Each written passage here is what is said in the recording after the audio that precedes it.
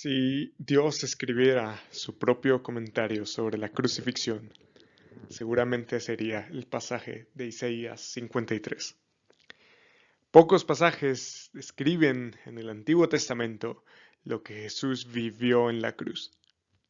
Así que vamos a leerlo y vamos a analizarlo a la luz del Nuevo Testamento para ver cómo los apóstoles interpretaron esta enseñanza. No hay mucho tiempo de verlo si queremos hacer esto corto, pero el contexto está hablando del um, el siervo llamado de Isaías. Y esto tiene varias interpretaciones a lo largo del mundo y de la cultura y la religión judía. Algunos han dicho que el siervo de Isaías que está escribiendo el profeta es Israel, otros han dicho que se refiere al Mesías. Nosotros los cristianos creemos que se refiere a Jesús. El siervo hace estas cosas. No Isaías mismo, sino el siervo a quien se está apuntando. Entonces, esta narración comenzó en el capítulo 52 y nosotros vamos a empezar aquí por motivos del tiempo y por motivos de hacer esto dinámico. Ciertamente acuérdate, no Isaías, el siervo de Isaías, llevó nuestras enfermedades y cargó con nuestros dolores, con todo lo tuvimos por azotado, como por maltratado, por herido de Dios y afligido. Pero Él fue herido por nuestras transgresiones, molido por nuestras iniquidades, el castigo por nuestra paz, por nuestro shalom, por nuestra paz con Dios, por nuestra relación, cayó sobre Él. ¿Sobre quién? Sobre el siervo, y por sus heridas hemos sido sanados.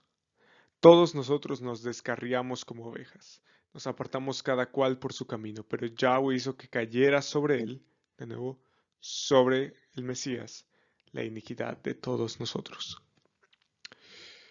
Lo que Isaías está diciendo a la luz de lo que nosotros vemos en Jesús, y vamos a ver cómo se interpreta esto en el Nuevo Testamento, pero podríamos decir que Jesús llevó nuestras enfermedades, cargó con nuestros dolores, y con todo nosotros lo tuvimos por azotado. Creíamos que Dios estaba castigándolo. Creíamos que lo estaba afligiendo, porque los judíos podrían ver eso, el castigo de Jesús, como, estaba blasfemando, él decía ser hijo de Dios, así que Dios lo castigó. Esa es la consecuencia. Pero no, dice que él, el Cristo, fue herido por nuestras transgresiones, por los delitos que nosotros cometimos. Él fue herido ahí en la cruz. Él fue molido. Y la idea en español es un poco la misma que tiene en hebreo. Como de moler carne, como de maltratar por nuestras iniquidades, contra lo que, o por lo que habíamos hecho contra Dios. Eso fue, el castigo de eso fue depositado ahí en la cruz. Dice que el castigo por nuestra paz, por nuestro shalom, ya explicamos eso, por nuestra relación, cayó sobre él. Y por sus heridas hemos sido sanados. Vamos a ver después cómo el apóstol Pedro interpreta esto. Pero dice que todos nosotros, tú y yo, y todo Israel, nos descarriamos como ovejas. Nos apartamos cada cual por su camino. Nos apartamos del buen pastor. Así que Yahweh hizo que cayera sobre Jesús la iniquidad de todos nosotros. Ahí entonces fue castigado nuestro pecado, tu pecado y mi pecado. Fue oprimido y afligido, pero no abrió su boca, como cordero que es llevado al matadero, como oveja que ante sus trasquiladores permanece muda. Esto lo vemos claro antes del juicio. Antes del juicio Jesús permaneció mudo, no abrió su boca en contra del Sanedrín. Él no abrió su boca, por opresión de juicio fue quitado. Y en cuanto a su generación, ¿quién tuvo en cuenta que él fuera cortado de la tierra de los vivientes por la transgresión de mi pueblo, a quien correspondía la herida? Al pueblo de Israel, y en realidad a toda la humanidad, correspondía la herida que llevó el Mesías, pero Jesús cargó con las transgresiones de su pueblo. Él pagó el precio que les correspondía pagar a ellos. Así que esta es una muerte sustitutiva. Y si nosotros miramos los evangelios, Jesús se consideraba como el cumplimiento del siervo de Isaías. Él mismo dijo que ni aun él vino para ser servido, sino para servir. Él vino como un siervo y para dar su vida en rescate por muchos. Así que Jesús se consideraba como el cumplimiento de esta profecía en Isaías.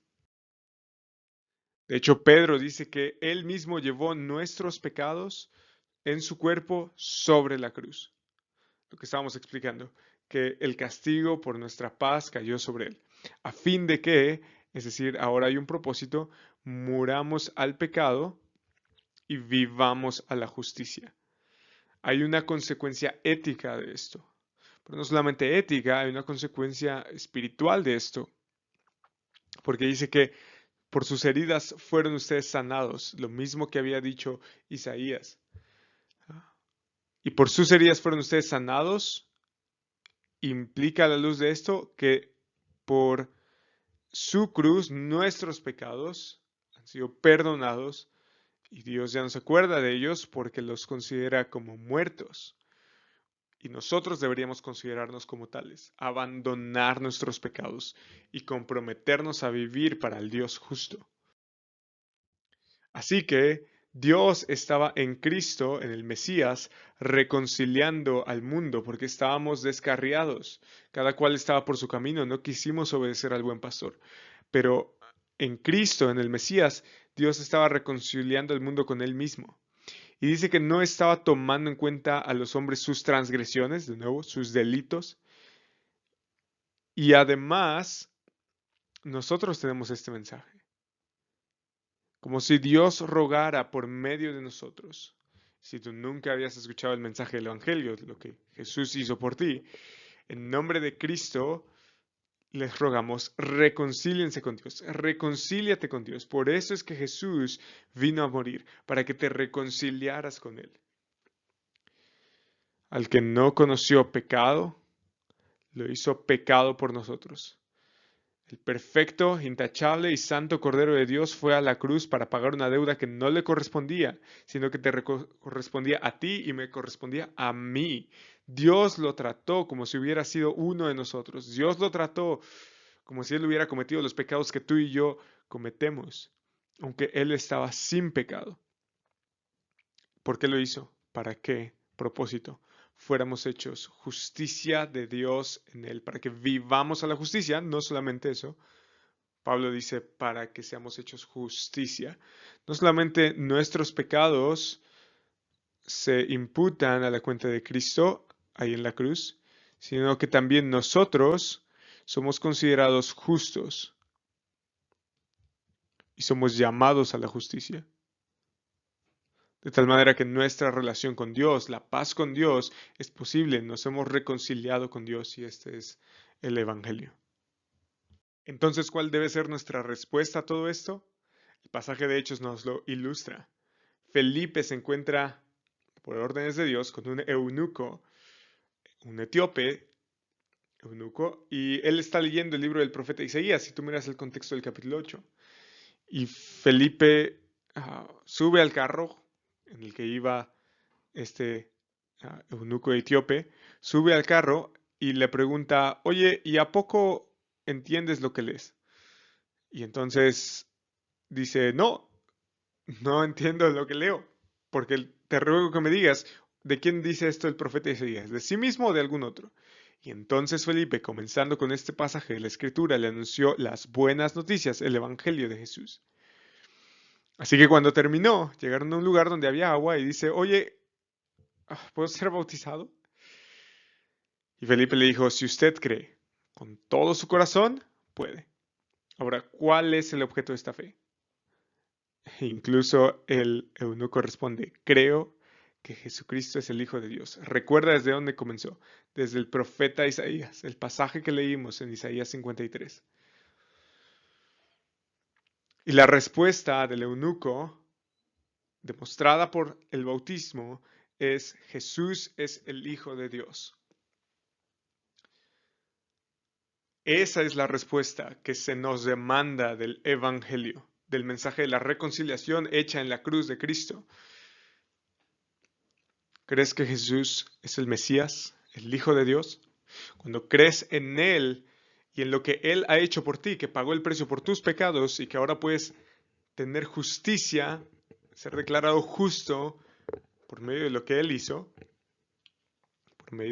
por medio de la fe en Él, es entonces que tienes vida eterna.